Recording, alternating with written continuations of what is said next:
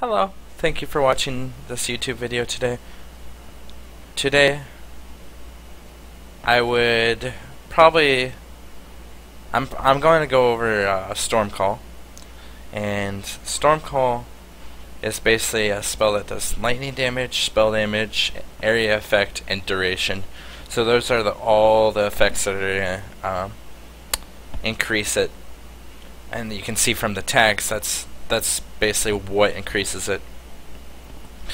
It has only a 4% chance to crit on it, but a quality Stormcall, every 1% quality, I believe, gives it 4% chance to crit.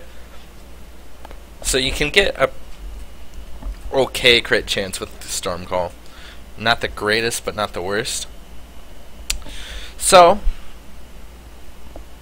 what I will be going over today is this ability and how to make it more effective. Stormcall, when you use it, it puts little dots on the ground, and as you use it, as you can see, it puts the dot down, and then for a duration it stays there, and then a lightning bolt comes down and hits the ground and damages anything in basically that circle. You see when it comes down, see that circle? That's the area that's actually getting hit. So when we find a monster, when you're using it on them, it can be a little hard because you want to like guide the monster into the Stormcall, or either that or you're gonna have to face tank it, and face tanking's not really a good option. So you it's a spell you have to aim a lot. And that's why it's a little less effective for some people, because it requires a lot of aiming. And the other thing too is it's very bursty. So the other problem is once you actually have 3 of them placed, if you're in a party or something, whatever you're trying to kill might already be dead by the time it actually hits. So that's why another reason why Stormcall isn't super effective. But otherwise, it's a pretty good ability. It does decent damage. You can spam it quite a bit, and there's ways of making it so you can make it so the duration's less, so you don't have to wait as long to see the lightning bolts hit. You can increase the duration, making it take longer for the lightning bolts to hit the ground. The duration is basically the time it takes for when you put the circle on the ground and the lightning bolt hits the circle, and that's the duration. You can get more circles on the ground if you increase the duration, or if you increase how much cast speed you have.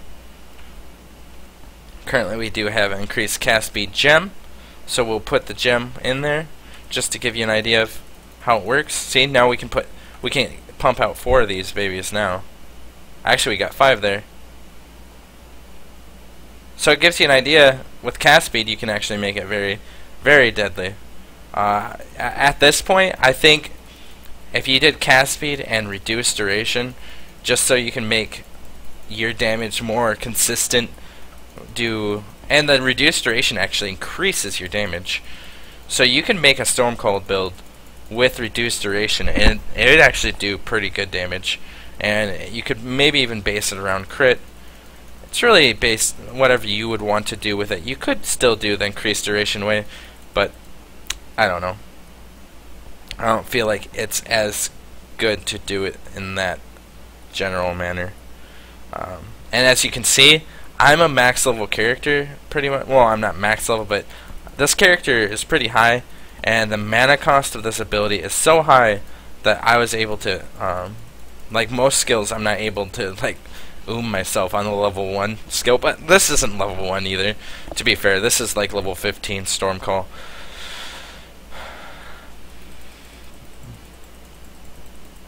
But it gives you a good idea of the effectiveness of Stormcall. So it's a pretty effective spell. You can make it work for you. The other thing that you could do with it, there's like a couple other things. You could do like increased area effect. Increased area effect would just make the radius of where it hits a lot larger. See how just even that one gem that gives only 14% increased area effect gave it actually a big boost. So that it just only gets better and better as you basically, and as you can tell, it actually helps a lot. So increased area effect's really good too. You could do concentrated effect if you have a lot of increased area effect, and you don't mind sacrificing a little bit of it. The concentrated effect will increase your damage by a lot. The only problem is by itself, you know, it's not going to really help by itself, but you know, it does increase the damage by a lot. The other thing you could do too, you could do elemental proliferation. If you have good shock chance, you can prolif those shock stacks. And the nice thing, see, he's basically standing on 2 shock stacks right now, which is pretty crazy. That means anything that's in that area is just going to take crazy shock damage. So it's a really good way of producing those shock stacks and keeping them around even after the monster dies.